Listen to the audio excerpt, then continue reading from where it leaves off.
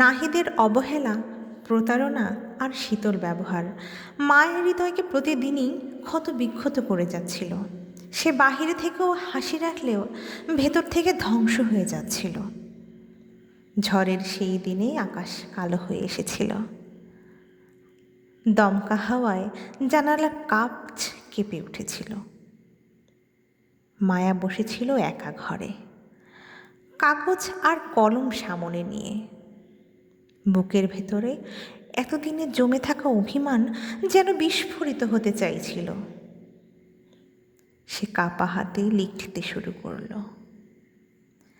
নাহিদ, তোমার প্রতি আমার ভালোবাসাটা ছিল সত্যি, বৃষ্টির মতোই পবিত্র। কিন্তু তুমি সেই বৃষ্টি মাটির সাথে মিশিয়ে দিলে। প্রতিদিন তোমার অবহেলা, তোমার প্রতারণা আমার ভেতরটা চিরে টুকরো টুকরো করে দিয়েছে। আমি বারবার ভেবেছি তুমি হয়তো বদলাবে, হয়তো আবার আমাকে আগের মতো ভালোবাসবে, কিন্তু প্রতিদিন আমি আরও একা হয়ে গেছি। আজ ঝড়ের রাতে আমি ক্লান্ত, খুব ক্লান্ত। আমি আর লড়তে পারছি না। তুমি হয়তো অন্য কারো সাথে সুখ খুঁজে পেয়েছ, কিন্তু আমি আমার সবটুকু ভালোবাসা তোমার হাতেই হারিয়ে ফেলেছি।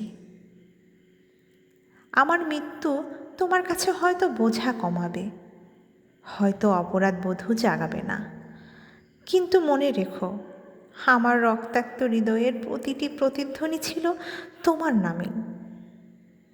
বিদায় নাহিদ, মায়া। চিরকুটটা বালিশের নিচে রেখে মায়া চোখ মুখে শেষবার জানালার দিকে তাকিয়ে।